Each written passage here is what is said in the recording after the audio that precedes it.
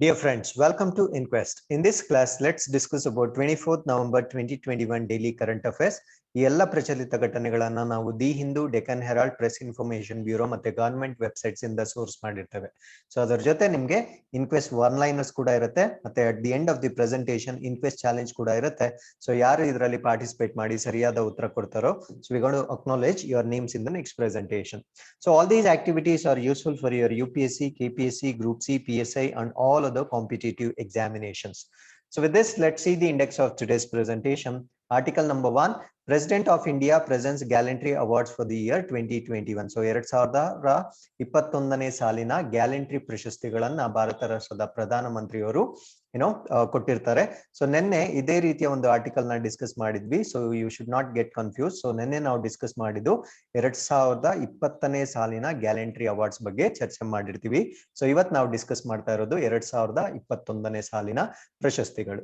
Article number 2, railway minister announces introduction of Bharat Gaurav train. So ಭಾರತದ railway ಸಚಿವಾಲಯದಿಂದ Bharat Gaurav trains ಅನ್ನೋ ಹೊಸ ಟ್ರೈನ್ಸ್ ನ ಇಂಟ್ರೊಡ್ಯೂಸ್ ಮಾಡ್ತಾ ಇದ್ದಾರೆ. ಈ ಒಂದು ರೈಲ್ವೆ ಸಿಸ್ಟಮ್ ಏನಿದೆ ಅಥವಾ ಪದ್ಧತಿ ಏನಿದೆ ಇದರ ಸಿಗ್ನಿಫಿಕೆನ್ಸ್ ಏನು ಅಥವಾ ಇದರ ಪರ್ಪಸ್ ಏನು ಅನ್ನೋದ್ರ ಬಗ್ಗೆ ಡಿಸ್ಕಸ್ ಮಾಡೋಣ.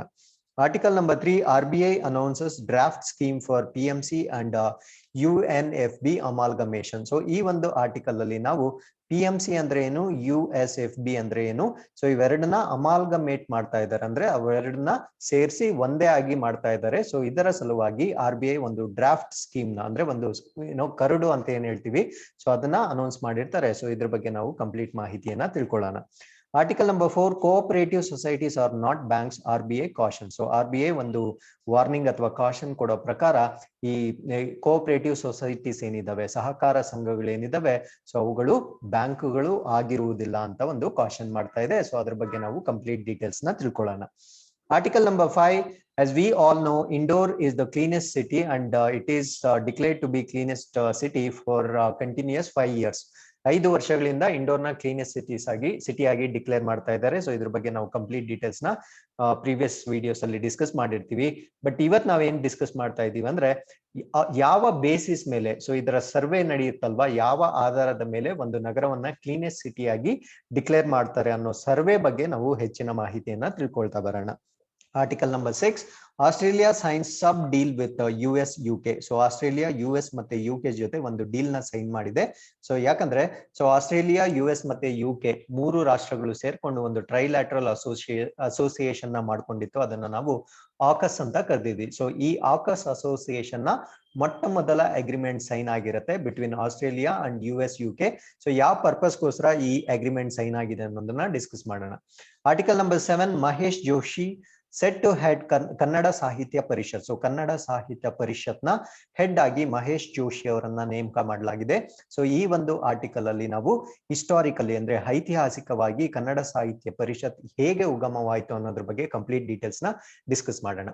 So before getting into the article, so these are the key answers for InQUEST challenge number 12. So you can just go through the answers and we appreciate Puneet, Shobhashri, Amit, Rachana, Sunil Kumar, Bhaskar, Altaf, Tejas and Akshay for participation. Thank you very much. So with this, let's get into the first article.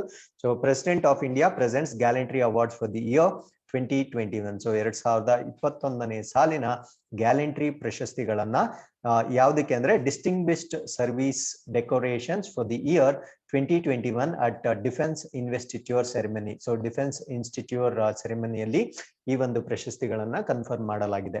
So president Shri Ramnath Kovind, who is the supreme commander of the armed forces, conferred these award. So ಇವ್ರನ್ನ ನಾವು president ಯಾರಾಗಿರ್ತಾರೋ ಆ ಪ್ರಸ್ತುತ ಸಮಯದಲ್ಲಿ ಯಾರು president ಇರ್ತಾರೋ ಅವರು will be the acting supreme commander of the armed forces. So armed forces ನ supreme commander ಆಗಿ ಅವರು ಆಕ್ಟ್ ಮಾಡ್ತಾ ಇರ್ತಾರೆ. ಸೊ ಅವರು ವಿವಿಧ ಪ್ರಶಸ್ತಿಗಳನ್ನ ಕನ್ಫರ್ಮ್ ಮಾಡಿರ್ತಾರೆ. ಯಾವ್ದಾವ್ದು ಅಂದ್ರೆ ಸೊ ಒಂದು ಮಹಾವೀರ ಚಕ್ರ ಕೊಟ್ಟಿರ್ತಾರೆ, ಅದು ಪೋಸ್ಟ್ ಥಾಮಸ್ ಅಂದ್ರೆ ನಿಧನದ ನಂತರ. 6 ಕೀರ್ತಿ ಚಕ್ರ ಪ್ರಶಸ್ತಿಗಳು, 5 ವೀರ ಚಕ್ರ ಇನ್ಕ್ಲೂಡಿಂಗ್ ಅದರಲ್ಲಿ 4 ಪೋಸ್ಟ್ ಥಾಮಸ್ ಕೊಟ್ಟಿರ್ತಾರೆ. ಅದ್ರ ಜೊತೆ 15 ಶೌರ್ಯ ಚಕ್ರ, ಅದರಲ್ಲಿ 1 post Thomas to the personnel of armed forces of and Indian Coast Guard during the defense investiture ceremony. The president also conferred. So ಅದರ ಜೊತೆ 28 ಪರಮ ವಿಶಿಷ್ಟ ಸೇವಾ ಮೆಡಲ್ಸ್ ನ ಕೂಡ ಕೊಟ್ಟಿರ್ತಾರೆ. ಅದಾದ್ಮೇಲೆ 4 ಉತ್ತಮ್ ಯುದ್ಧ ಸೇವಾ ಮೆಡಲ್ಗಳು, 49 ಅತಿ ವಿಶಿಷ್ಟ ಸೇವಾ ಮೆಡಲ್ಗಳು for the distinguish services of the exceptional order. So on behalf of government of India ಅಂದ್ರೆ ಭಾರತ ಸರ್ಕಾರದ ಪರವಾಗಿ ಈ ಎಲ್ಲ ಪ್ರಶಸ್ತಿಗಳನ್ನ ಪ್ರೆಸಿಡೆಂಟ್ ಅವರು ಈ ಮಿಲಿಟರಿ ಅಥವಾ ನಮ್ಮ ಸೇನಾನಿಗಳಿಗೆ ಸೊ ಅವರ ವೀರ ಶೌರ್ಯಕ್ಕೆ ಸೊ ಈ ಪ್ರಶಸ್ತಿಗಳನ್ನ ಕೊಟ್ಟಿರ್ತಾರೆ. ಸೊ ಇದರಲ್ಲಿ these 2 awards are very important. ಒಂದು ಮಹಾವೀರ ಚಕ್ರ ಮತ್ತೆ 5 ವೀರ ಚಕ್ರ ಪ್ರಶಸ್ತಿಗಳಿದೆಯಲ್ವಾ. ಸೊ ಇದು ಯಾಕೆ ಕೊಟ್ಟಿದ್ದಾರೆ ಅನ್ನೋದಕ್ಕೆ ನಾವು ಒಂದು ಇನ್ಸಿಡೆಂಟ್ ನ ಕನೆಕ್ಟ್ ಮಾಡ್ಬೇಕಾಗತ್ತೆ. ಆ ಇನ್ಸಿಡೆಂಟ್ ಯಾವುದು ಅಂದ್ರೆ ಆಪರೇಷನ್ ಸ್ನೋ ಲೆಪರ್ಡ್ ಅಂತ ಕರಿತೀವಿ. ಸೊ ಈ ಆಪರೇಷನ್ ಸ್ನೋ ಲೆಪರ್ಡ್ ಅಲ್ಲಿ ನಿಧನ ಹೊಂದಿರತಕ್ಕಂತ ಈ ಸೈನಿಕರಿಗೆ ಮಹಾವೀರ ಚಕ್ರ ಮತ್ತೆ 5 ವೀರ ಚಕ್ರ ಪ್ರಶಸ್ತಿಗಳನ್ನ ಕೊಟ್ಟಿರ್ತಾರೆ. ಸೊ ಇದರಲ್ಲಿ ಒಬ್ರು ಸರ್ವೈವ್ ಆಗಿರ್ತಾರೆ. ಸೊ ವೀರಚಕ್ರ ಕೊಟ್ಟಿರೋದ್ರಲ್ಲಿ ಒಬ್ಬರು ಮಾತ್ರ ಸರ್ವೈವ್ ಆಗಿರ್ತಾರೆ. ಇನ್ನು 4 ಜನ ಈ ಆಪರೇಷನ್ ಸ್ನೋ ಲೆಪರ್ಡ್ ಸಮಯದಲ್ಲಿ ವೀರ ಮರಣವನ್ನ ಹೊಂದಿರ್ತಾರೆ. ಏನಿದು ಆಪರೇಷನ್ ಸ್ನೋ ಲೆಪರ್ಡ್ ಅಂದ್ರೆ? So it is to establish an observation post in the face of enemy on 15th June 2020 in the Galwan valley in Ladakh. So ಇಲ್ಲಿ ನೀವು ಮ್ಯಾಪ್ ಅಲ್ಲಿ ನೋಡಬಹುದು. So this is where we have Galwan valley. So ಈ LAC ಇದೆಯಲ್ಲ, line of actual control. So ಇದ್ರ ಮೇಲೆ ಒಂದು observation post ನ ಇವರು ಕನ್ಸ್ಟ್ರಕ್ಟ್ ಮಾಡಿರ್ತಾರೆ. ಅಬ್ಸರ್ವೇಷನ್ ಪೋಸ್ಟ್ ಅಂದ್ರೆ ಏನು? ಈ ಎನಿಮಿ ಮೂವ್ಮೆಂಟ್ಸ್ ನ ನಾವು ವಾಚ್ ಮಾಡ್ಲಿಕ್ಕೆ ಒಂದು ಪೋಸ್ಟ್ ನ ಕನ್ಸ್ಟ್ರಕ್ಟ್ ಮಾಡಿರ್ತಾರೆ.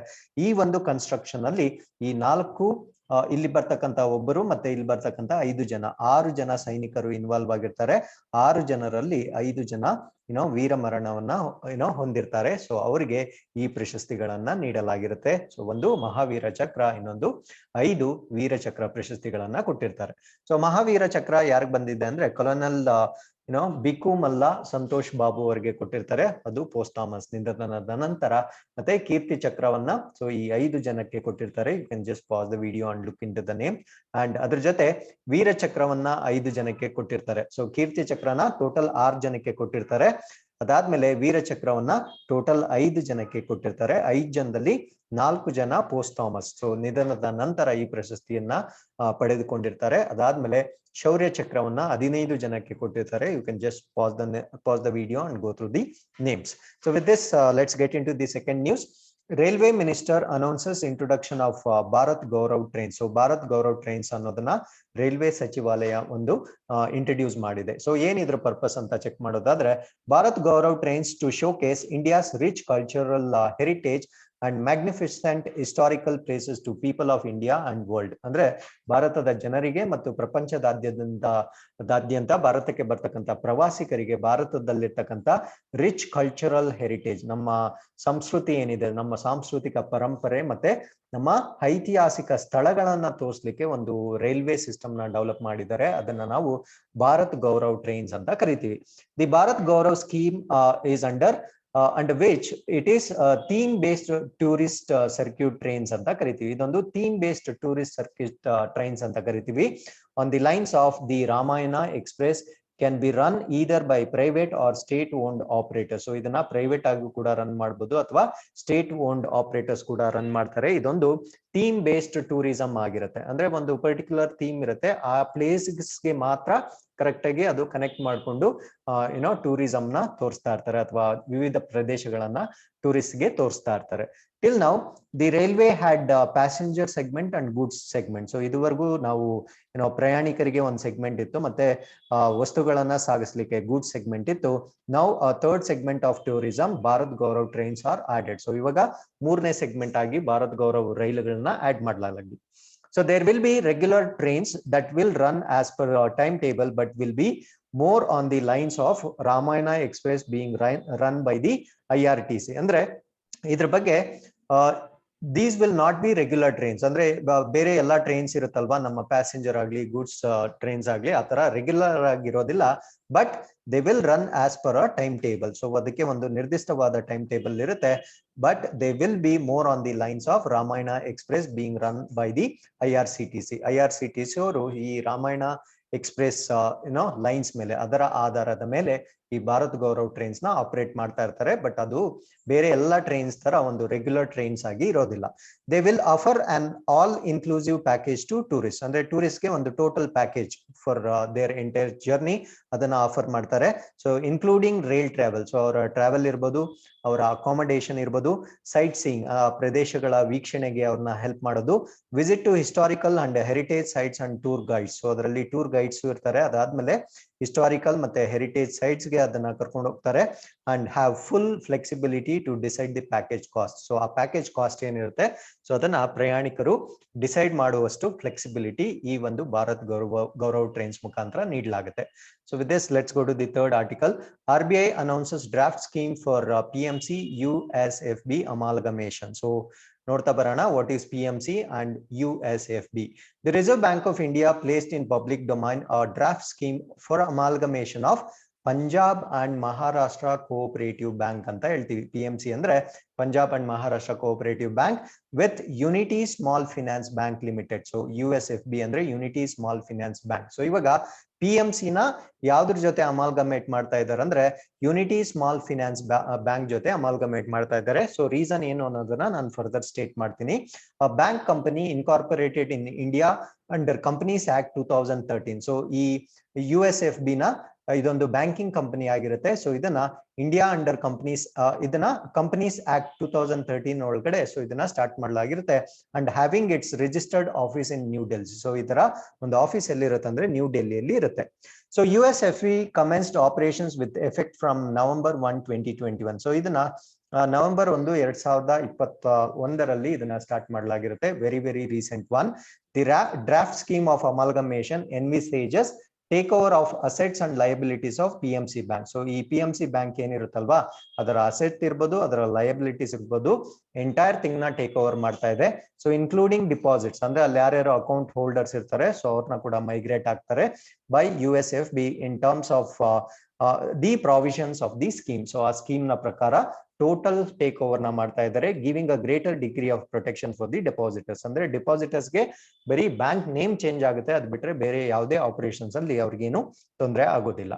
So this Mumbai based PMC bank limited. So ಯಾಕೆ ಇದನ್ನ ಅಮಾಲ್ಗಮೇಟ್ ಮಾಡ್ತಾ ಇದ್ದಾರೆ ಅಂದ್ರೆ this is multi state urban cooperative bank ಆಗಿರುತ್ತೆ. ಯಾವುದು PMC. ಸೊ ಪಂಜಾಬ್ ಮತ್ತೆ ಮಹಾರಾಷ್ಟ್ರ ಕೋಆಪರೇಟಿವ್ ಬಂದು ಒಂದು multi state urban cooperative bank ಆಗಿರುತ್ತೆ. ಅಂದ್ರೆ ವಿವಿಧ ರಾಜ್ಯಗಳಲ್ಲಿರ್ತಕ್ಕಂಥ ಒಂದು ನಗರ ಪ್ರದೇಶಗಳಲ್ಲಿ ಇರತಕ್ಕಂಥ ಒಂದು ಸಹಕಾರಿ ಬ್ಯಾಂಕ್ ಆಗಿರುತ್ತೆ.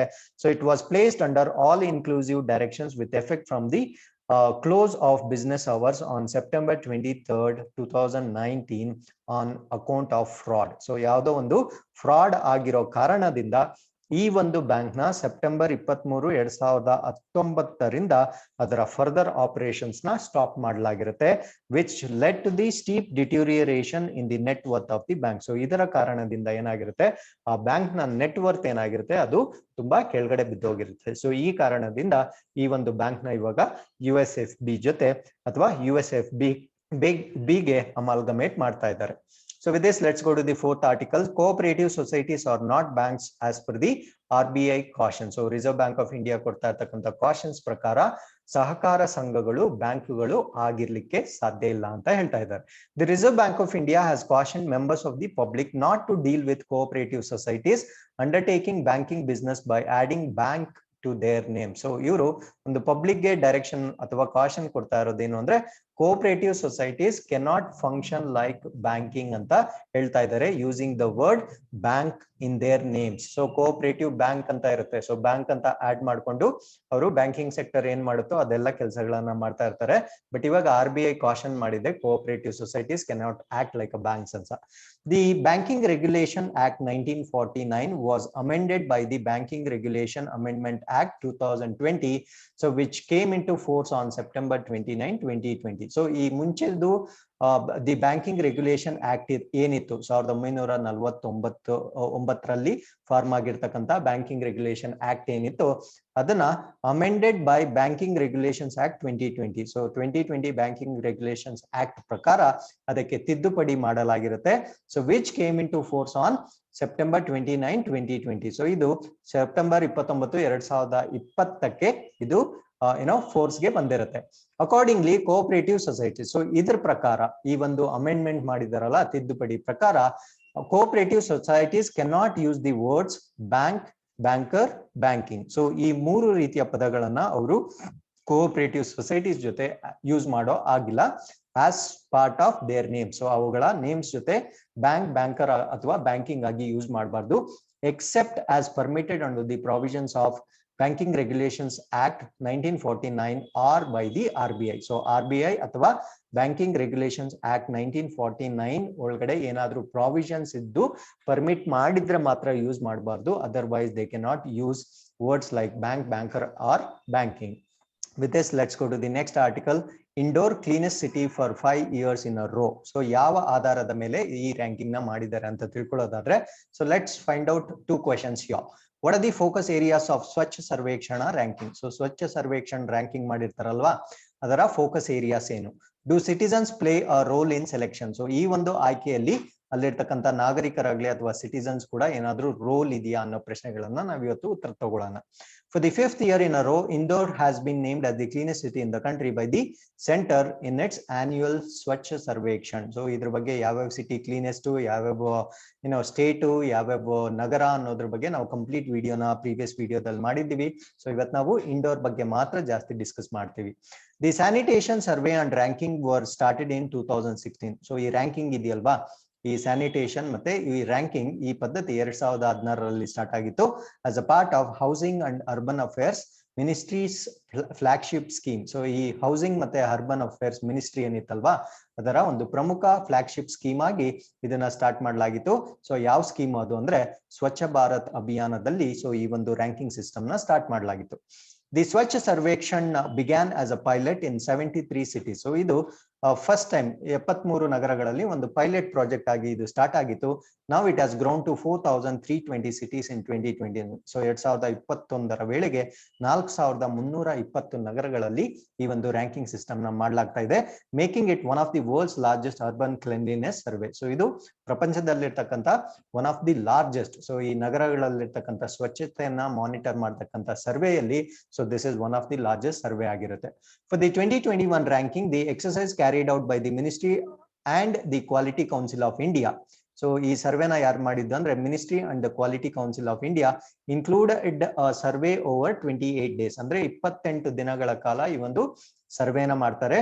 Capture 28 lakh geo tag photos. So 28 lakh geo tag photos ನ ಕ್ಯಾಪ್ಚರ್ ಮಾಡಿ from the cities and 4.2 crore citizens feedback. So ಇದರಲ್ಲಿ ಹೇಳಿದ್ನಲ್ವಾ ಸಾರ್ವಜನಿಕರ ಪಾತ್ರ ಏನಾದ್ರೂ ಇರುತ್ತಂತ, ಡೆಫಿನೆಟ್ಲಿ ಇರುತ್ತೆ. ಇಲ್ಲಿ ನೋಡಿ 4.2 ಕೋಟಿ ಜನರ ಹತ್ರ ಒಂದು ಫೀಡ್ಬ್ಯಾಕ್ ನ ಕಲೆಕ್ಟ್ ಮಾಡಿರ್ತಾರೆ. ಸೊ ಈ ಎಲ್ಲ ಆಧಾರದ ಮೇಲೆ ಸೊ ಅವರು ಕ್ಲೀನೆಸ್ಟ್ ಸಿಟಿ ಆಗಿ ಡಿಕ್ಲೇರ್ ಮಾಡಿರ್ತಾರೆ.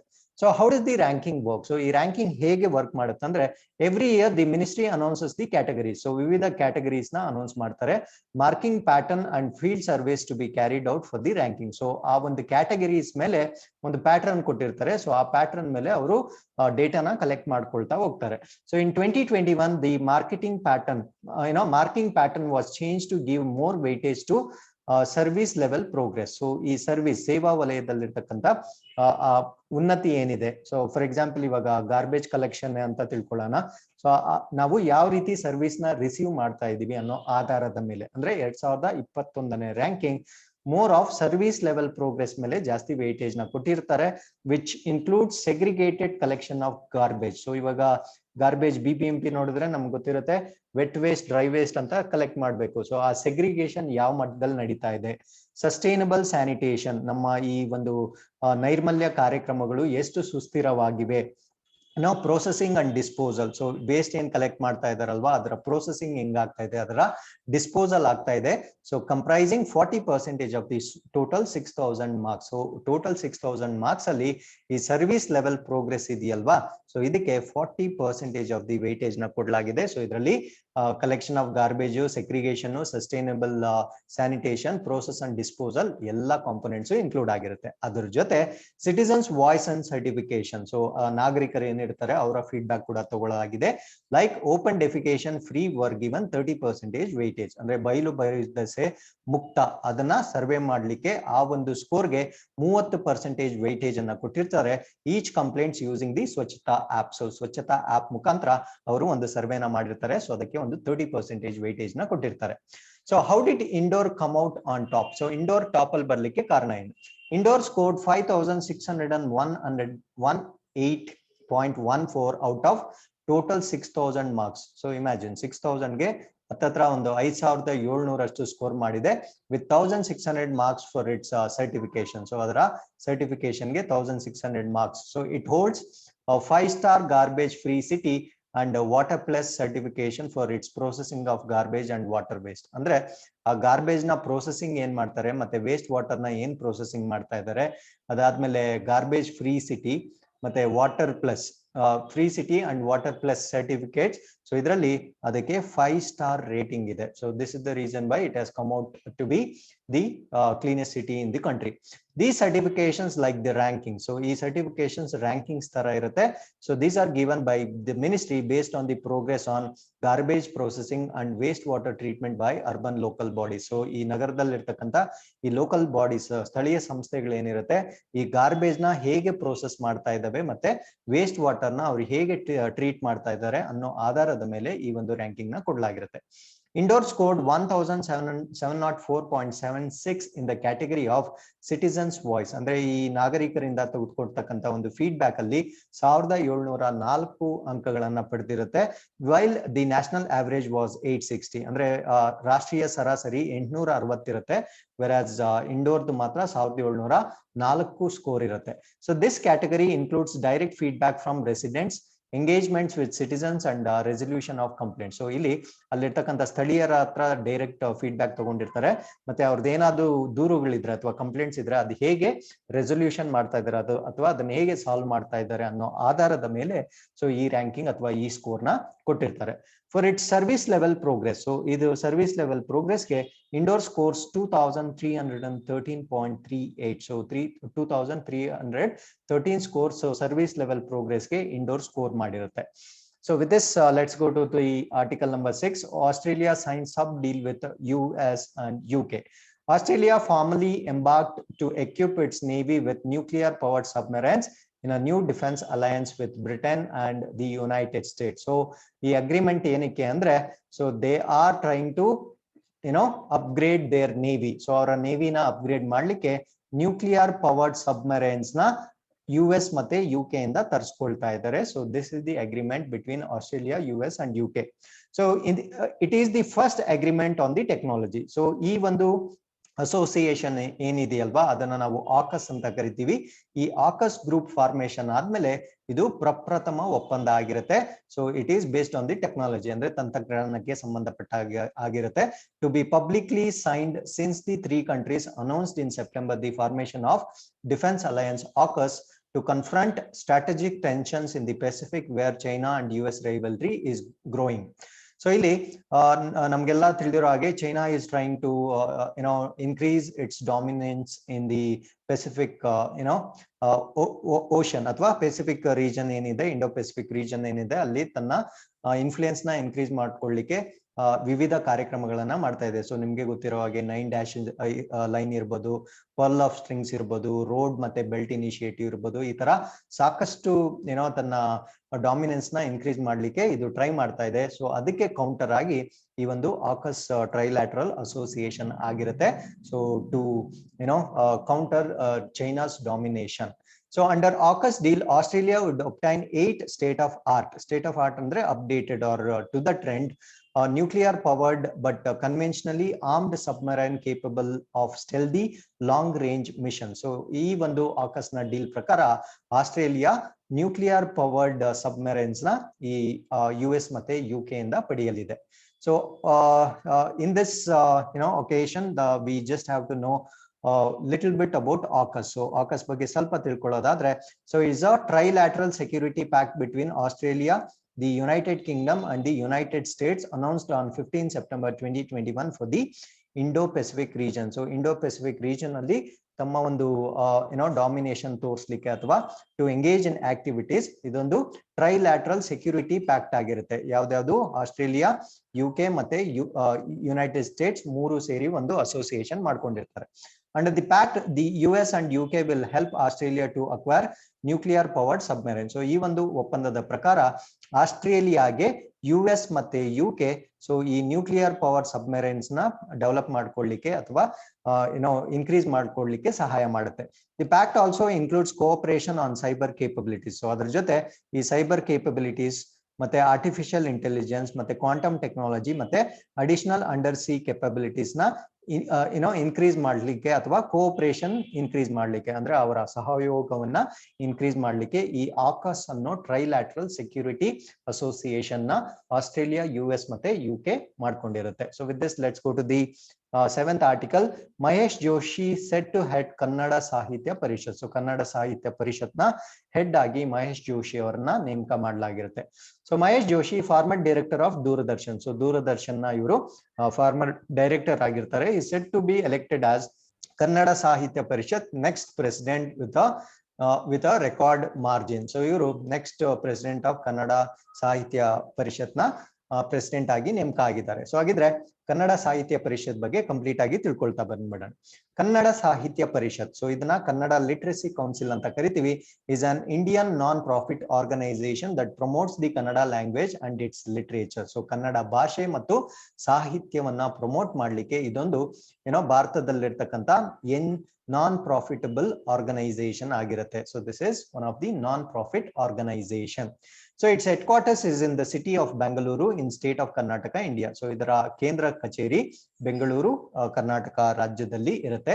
It strives to promote Kannada language through publishing books. So books na prakashana prakatanegolisodra mukantra, organizing literary seminars. So ಸಾಹಿತ್ಯಕ್ಕೆ ಸಂಬಂಧಪಟ್ಟಂತೆ ಸೆಮಿನಾರ್ ಗಳನ್ನ ಮಾಡೋದ್ರ ಮುಖಾಂತರ, promoting research projects. So research projects ನ ಪ್ರಮೋಟ್ ಮಾಡೋದ್ರ ಮುಖಾಂತರ ಕನ್ನಡ ಭಾಷೆಯನ್ನ ಇದು ಪ್ರಮೋಟ್ ಮಾಡುತ್ತೆ. So it also organisers an annual conference. So ಪ್ರತಿ ವರ್ಷ ಒಂದು ವಾರ್ಷಿಕ ಸಮ್ಮೇಳನವನ್ನ ಕೂಡ ಇದು ಆಯೋಜನೆ ಮಾಡುತ್ತೆ on Kannada literature called Kannada Sahitya ಸಮ್ಮೇಳನ ಅನ್ನೋ ಒಂದು ಆನ್ಯುಯಲ್ ಸಮ್ಮೇಳನ ಅಂದ್ರೆ ವಾರ್ಷಿಕ ಸಮ್ಮೇಳನ ಕೂಡ ಸೊ ಇದರ ಮುಖಾಂತರ ಆರ್ಗನೈಸ್ ಮಾಡಲಾಗುತ್ತೆ. ಸೊ ಇದನ್ನ ನಾವು ಕನ್ನಡ ಲಿಟರರಿ ಮೀಟ್ ಅಂತ ಕರಿತೀವಿ. So this is what is the head office. So founder ಬಂದು ಕನ್ನಡ ಸಾಹಿತ್ಯ ಪರಿಷತ್ನ ಫೌಂಡರ್ ಬಂದು HP ನಂಜುಂಡಯ್ಯ ಆಗಿರ್ತಾರೆ. So it was founded in 3rd May 1915. So ಇದರ ಕೇಂದ್ರ ಕಚೇರಿಯನ್ನ ನಾವು ಬೆಂಗಳೂರಲ್ಲಿ ನೋಡ್ಬೋದು. ಸೊ ಇವಾಗ ಸ್ವಲ್ಪ ಅದರ ರೂಟ್ಸ್ ಬಗ್ಗೆ ತಿಳ್ಕೊಳ್ಳೋಣ. ಸೊ ಕನ್ನಡ ಸಾಹಿತ್ಯ ಪರಿಷತ್ತಿನ ಬೇರುಗಳು ಎಲ್ಲಿಂದ ಸ್ಟಾರ್ಟ್ ಆಯ್ತು. During the British rule of India. So ಬ್ರಿಟಿಷರು ಭಾರತದಲ್ಲಿ ಆಳ್ಬೇಕಾದ್ರೆ Kannada speakers were spread across different provinces. ಅಂದ್ರೆ ಅನೇಕ ಪ್ರಾಂತ್ಯಗಳಲ್ಲಿ ಕನ್ನಡ ಭಾಷೆ ಮಾತಾಡ್ತಕ್ಕಂಥ ಜನರು ಸ್ಪ್ರೆಡ್ ಆಗಿದ್ರು, ಅಂದ್ರೆ ಸ್ಕ್ಯಾಟರ್ ಆಗಿದ್ರು.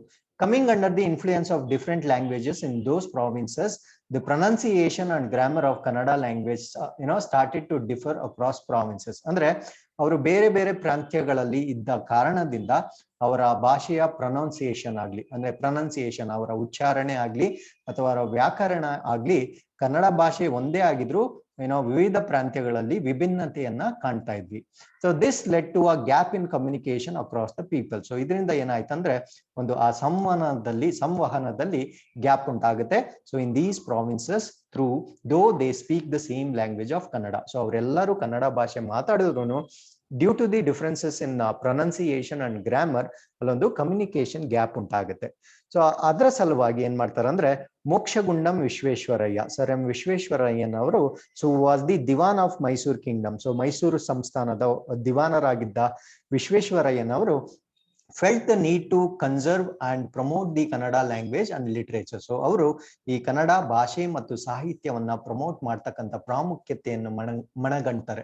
So in this direction he started the Mysore Economic Conference and created a study circle under HV Nanjundaiah. So ಈ ನಿಟ್ಟಿನಲ್ಲಿ ಅವ್ರು ಏನ್ ಮಾಡ್ತಾರೆ ಅಂದ್ರೆ ಸೊ ಮೈಸೂರು ಎಕನಾಮಿಕ್ ಕಾನ್ಫರೆನ್ಸ್ ಅಂತ ಒಂದನ್ನ ಕ್ರಿಯೇಟ್ ಮಾಡಿ, so this is a kind of a study circle under HV Nanjundaiah ಅವರ ಅಡಿಯಲ್ಲಿ ಅವರ ಮುಖ್ಯಸ್ಥಿಕೆಯಲ್ಲಿ ಉಳಿಸ್ಲಿಕ್ಕೆಯಲ್ಲಿ ಸೊ ಒಂದು Mysuru economic conference and created study circle ನ ಕ್ರಿಯೇಟ್ ಮಾಡ್ತಾರೆ. ಏನಕ್ಕಂದ್ರೆ ಕನ್ನಡ ಭಾಷೆ ಮತ್ತು ಆ ಒಂದು ಸಂಸ್ಕೃತಿಯನ್ನ ಪ್ರಮೋಟ್ ಮಾಡ್ಲಿಕ್ಕೆ ಅಥವಾ ಕನ್ಸರ್ವ್ ಉಳಿಸ್ಲಿಕ್ಕೆ. ಸೊ ಈ ಸರ್ ಎಂ ವಿಶ್ವೇಶ್ವರಯ್ಯನವರು ಸೊ ಈ ಒಂದು ಸ್ಟಡಿ ಸರ್ಕಲ್ ನ ಸ್ಟಾರ್ಟ್ ಮಾಡ್ತಾರೆ. So a subcommittee formed under the study circle came up with 5 different topics on which suggestions were invited. So ಈ ಒಂದು ಕಮಿಟಿಯಲ್ಲಿ ಒಂದು ಸಬ್ ಕಮಿಟಿ ಮಾಡ್ತಾರೆ. ಸೊ ಅದರಲ್ಲಿ ಈ ಒಂದು ಸ್ಟಡಿ ಸರ್ಕಲ್ ಅಲ್ಲಿ they came up with 5 different topics on which suggestions were invited. So ಇದರ ಅಡಿಯಲ್ಲಿ ಕೆಲವೊಂದು ಸಲಹೆಗಳನ್ನ ಇನ್ವೈಟ್ ಮಾಡ್ತಾರೆ. ಏನು? To develop ideas to promote unity and cooperation among Kannada speakers spread across different regions. ಅಂದ್ರೆ ಬೇರೆ ಬೇರೆ ಪ್ರಾಂತ್ಯಗಳಲ್ಲಿ ನೆಲೆಸಿರ್ತಕ್ಕಂಥ ಕನ್ನಡ ಭಾಷೆ ಮಾತಾಡ್ತಕ್ಕಂಥವರ ಜೊತೆ ಒಂದು ಸೌಹಾರ್ದತೆ ಕೋಆಪರೇಷನ್ ನ ಎಸ್ಟಾಬ್ಲಿಷ್ ಮಾಡೋದು ಅಥವಾ ಒಂದು ಒಗ್ಗಟ್ಟನ್ನ ಕ್ರಿಯೇಟ್ ಮಾಡೋದು. ಎರಡನೇದು to develop suggestions for common writing Kannada which had diversified across different regions. ಅಂದ್ರೆ ಈ ಕನ್ನಡ ಭಾಷೆ ಒಂದೇ ಆಗಿದ್ರು ಬೇರೆ ಬೇರೆ ಪ್ರಾಂತ್ಯಗಳಲ್ಲಿ ಅದರ ವ್ಯಾಕರಣ ಮತ್ತೆ ಉಚ್ಚಾರಣೆ ಬದಲಾಗಿದ್ರಿಂದ ಸೊ ಅದನ್ನ ಯೂನಿಫೈ ಮಾಡ್ಲಿಕ್ಕೆ ಅಂದ್ರೆ ಏಕೀಕರಣ ಮಾಡ್ಲಿಕ್ಕೆ ಅಂದ್ರೆ ಎಲ್ಲಾ ಕಡೆ ಒಂದೇ ರೀತಿಯ ವ್ಯಾಕರಣ ಮತ್ತೆ ಉಚ್ಚಾರಣೆ ಮಾಡ್ಲಿಕ್ಕೆ ಇದು ಸೆಕೆಂಡ್ ಸಜೆಷನ್ ಆಗಿರುತ್ತೆ. To ensure that students learning Kannada language use common text book. So Kannada ಭಾಷೆಯನ್ನ ಓದೋರಿಗೆ ಒಂದು ಸಾಮಾನ್ಯ ಒಂದು ಕಾಮನ್ ಟೆಕ್ಸ್ಟ್ ಬುಕ್ ನ ಕೊಡ್ಲಿಕ್ಕೆ ಒಂದು ಎಲ್ಲರೂ ಒಂದೇ ಒಂದು ಪಠ್ಯ ಪುಸ್ತಕನ ಓದ್ಲಿಕ್ಕೆ ಇದು ಸಜೆಸ್ಟ್ ಮಾಡುತ್ತೆ. To improve the general knowledge among the Kannada speaking population by publishing appropriate book. So ಸರಿಯಾದ ಪುಸ್ತಕಗಳನ್ನ ಪಬ್ಲಿಷ್ ಮಾಡೋದ್ರ ಮುಖಾಂತರ ಕನ್ನಡ ಭಾಷಿಕರ ಒಂದು ನಾಲೆಜ್ ಏನಿರುತ್ತೆ ಅದರ ಇಂಪ್ರೂವ್ ಮಾಡೋದಾಗಿರುತ್ತೆ. To produce appropriate Kannada translation for words used in other languages, especially the scientific words. ಅಂದ್ರೆ ಈ ವಿಜ್ಞಾನಕ್ಕೆ ಸಂಬಂಧಪಟ್ಟ ಈ ಪದಗಳೇನಿರುತ್ತೆ ಅದಕ್ಕೆ ಕನ್ನಡದ ಸರಿಯಾದ ಭಾಷಾಂತರ ಮಾಡ್ಲಿಕ್ಕೆ ಅಂದ್ರೆ ಅಪ್ರಾಪ್ರಿಯೇಟ್ ಕನ್ನಡ ಟ್ರಾನ್ಸ್ಲೇಷನ್ ಸರಿಯಾದ ಕನ್ನಡ ಭಾಷಾಂತರ ಮಾಡುವುದು ಕೂಡ ಇದರ ಒಂದು ಸಜೆಷನ್ ಆಗಿರುತ್ತೆ. The subcommittee received a good response from the public and it decided to organize a conference in Bengaluru on 3rd May 1915 to act upon these suggestions. So ಈ ಎಲ್ಲ ಸಲಹೆಗಳನ್ನ ನೋಡಿ ಸೊ ಅಲ್ಲಿ ಒಂದು ಏನೋ ಪಬ್ಲಿಕ್ ಇಂದ ಒಂದು ಒಳ್ಳೆ ರೆಸ್ಪಾನ್ಸ್ ಬರುತ್ತೆ. ಸೊ ಇದರ ಸಲುವಾಗಿ 3ನೇ ಮೇ 1915 ಬೆಂಗಳೂರಲ್ಲಿ ಒಂದು ಕಾನ್ಫರೆನ್ಸ್ ನ ಆರ್ಗನೈಸ್ ಮಾಡ್ತಾರೆ. The conference agree to create the Karnataka Sahitya Parishat with a mandate to conserve and promote Kannada language and literature. So ಇದರ ಸಲುವಾಗಿ ಸೊ ಈ ಒಂದು ಕಾನ್ಫರೆನ್ಸ್ ಅಲ್ಲಿ ಕರ್ನಾಟಕ ಸಾಹಿತ್ಯ ಪರಿಷತ್ ನ ಕ್ರಿಯೇಟ್ ಮಾಡೋದಾಗಿ ಏನೋ ಒಂದು ಡಿಸಿಷನ್ ನ ಮಾಡಲಾಗುತ್ತೆ. So once again for the same reason conserve and promote Kannada language. So H V Nanjundaiah was unanimously elected as the president of the Parishat. So ಈ ಒಂದು ಪರಿಷತ್ ನ ಪ್ರೆಸಿಡೆಂಟ್ ಆಗಿ ಎಚ್ ವಿ ನಂಜುಂಡಯ್ಯರವರನ್ನ ಯುನಾನಿಮಸ್ ಆಗಿ ಆಯ್ಕೆ ಮಾಡ್ತಾರೆ.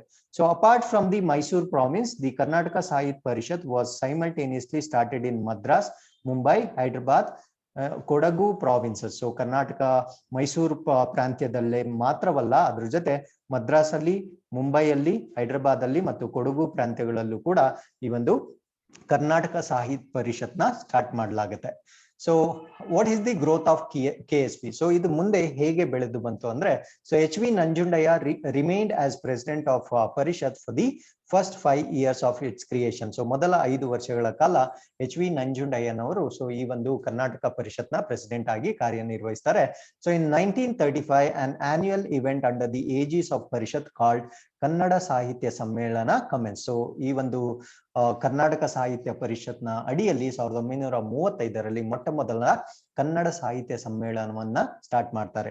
The foundation ceremony of the separate building to house the Parishat was organised on 12th April 1937. So ಈ ಒಂದು ಪರಿಷತ್ಗೆ ಒಂದು ಸಪರೇಟ್ ಕಟ್ಟಡ ಇರ್ಬೇಕಂದ್ಬಿಟ್ಟು ಒಂದು ಫೌಂಡೇಶನ್ ಸೆರೆಮನಿನ 12ನೇ ಏಪ್ರಿಲ್ 1937ರಲ್ಲಿ under the presidence of Karpoora Srinivasa Rao ಮಾಡ್ತಾರೆ. ಸೊ ಕರ್ಪೂರ ಶ್ರೀನಿವಾಸ ರಾವ್ ರವರ ಪ್ರೆಸಿಡೆನ್ಸಿಯಲ್ಲಿ ದಿ ಫೌಂಡೇಶನ್ ಸೆರೆಮನಿ ಅಂದ್ರೆ ಇದರ ಬಿಲ್ಡಿಂಗ್ ಗೆ ಫೌಂಡೇಶನ್ ಸೆರೆಮನಿಗೆ 1937ರಲ್ಲಿ ಒಂದು ಆರ್ಗನೈಸ್ ಮಾಡ್ತಾರೆ. BM Srikantaiah was the vice president of the Parishat from 1938 till 1942. So 1938ರಿಂದ 1942ರವರೆಗೂ BM ಶ್ರೀಕಂಠಯ್ಯನವರು ಸೊ ಈ ಒಂದು ಪರಿಷತ್ನ ವೈಸ್ ಪ್ರೆಸಿಡೆಂಟ್ ಆಗಿರ್ತಾರೆ. In 1938 the name of Karnataka Sahitya Parishat was change to Kannada Sahitya Parishat. So very important point. So 1938ರಲ್ಲಿ ಕರ್ನಾಟಕ ಸಾಹಿತ್ಯ ಪರಿಷತ್ ಅಂತ ಏನಿತ್ತು ಅದರ ಹೆಸರನ್ನ ಕನ್ನಡ ಸಾಹಿತ್ಯ ಪರಿಷತ್ ಆಗಿ ಚೇಂಜ್ ಮಾಡ್ತಾರೆ. So under the guidance of BM Srikantaiah, the logo of the Parishat containing the map of Mysore province with a phrase ಸಿರಿಗನ್ನಡಂ ಗೆಲ್ಗೆ Kannada Sahitya Parishat written inside was created. So ಇಲ್ಲಿ ನೋಡ್ತಾ ಇದ್ದೀರಲ್ವಾ ನೀವು ಲೋಗೋ. ಸೊ ಇಲ್ಲಿ ಸಿರಿಗನ್ನಡಂ ಗೆಲ್ಗೆ ಮತ್ತೆ ಮೈಸೂರು ಪ್ರಾವಿನ್ಸಸ್ ನ ಇದರ ಲೋಗೋವಾಗಿ ಇದರಲ್ಲಿ ಬಳಸಿರ್ತಾರೆ. ಸೊ ಅದರೊಳಗಡೆ ಕನ್ನಡ ಸಾಹಿತ್ಯ ಪರಿಷತ್ ಅನ್ನೋ ಒಂದು ವರ್ಡಿಂಗ್ಸ್ ನ ನಾವು ನೋಡ್ಬೋದು. So this is what is the these are the details of Kannada Sahitya Parishat. So with this we have come to inquest one liners. Andhra Pradesh ನಿಮ್ಗೆಲ್ಲ ತಿಳಿದಿರೋ ಹಾಗೆ 3 ಕ್ಯಾಪಿಟಲ್ಸ್ ಮಾಡ್ಬೇಕಂತ ಒಂದು ಪ್ರಪೋಸಲ್ ಇತ್ತು. ಸೊ ಅದ್ರ ಬಗ್ಗೆ ಒಂದು ಅಪ್ಡೇಟ್ ಇದೆ.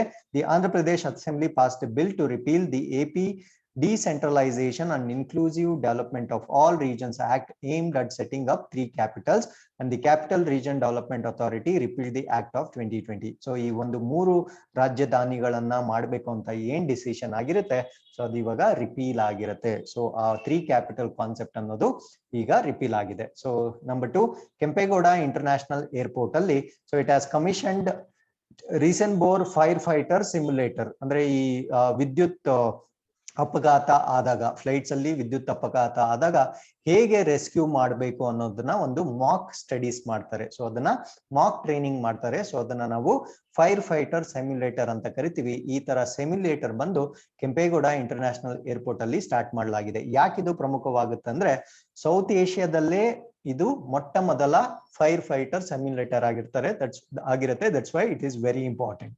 So which provides firefighters the opportunity to train in a realistic environment and master the tactical use of crash fire tenders in a risk-free environment. So ಒಂದು risk-free environment create ಮಾಡಿ ಒಂದು realistic environment create ಮಾಡ್ತಾರೆ. So ಇದರಿಂದ fire fighters ಏನಿರ್ತಾರೆ ಅವ್ರಿಗೆ ಕಲೀಲಿಕ್ಕೆ ಒಂದು opportunity ಆಗಿರುತ್ತೆ. So in a press release, Bengaluru international KIA Kempegowda international airport is the first airport in South Asia to commission the Rosenborg firefighter simulator. So South Asia dalle idu motta modala simulator ಆಗಿರುತ್ತೆ. So with this, let's get into the InQuEST challenge number 13. Question number 1, what is the new name of the Mumbai Karnataka region comprising 7 districts of Karnataka? So ಕರ್ನಾಟಕದ 7 ಜಿಲ್ಲೆಗಳಲ್ಲಿ ಇರ್ತಕ್ಕಂಥ ಮುಂಬೈ ಕರ್ನಾಟಕದ ಪರ್ಯಾಯ ಹೆಸರು ಏನು ಅಂತ ಕೇಳಿದ್ದಾರೆ. So you can just look at the options and give me the answer. So which Indian actor has been conferred with 51st Dada Saheb Phalke Award at 67 National Film Awards ceremony? So 67 National Film Award ceremony ಅಲ್ಲಿ 51ನೇ ದಾದಾ ಸಾಹೇಬ್ ಫಾಲ್ಕೆ ಪ್ರಶಸ್ತಿಯನ್ನ ಯಾರು ಪಡೆದುಕೊಂಡಿರ್ತಾರೆ? NATO's headquarters located in which country? So NATOದ ಕೇಂದ್ರ ಸ್ಥಾನ ಯಾವ ರಾಷ್ಟ್ರದಲ್ಲಿರುತ್ತೆ? What is the theme of the World Post Day 2021? So World Post Day 2021 ನ ಘೋಷವಾಕ್ಯ ಯಾವ್ದಾಗಿರುತ್ತೆ? You can just look at the options and give me the answers. So with this, we have completed all the segments of today's InQuEST. So if you have any questions, you can definitely put in comments box. We will be more than happy to answer to your questions. Thanks for watching. Namaskara.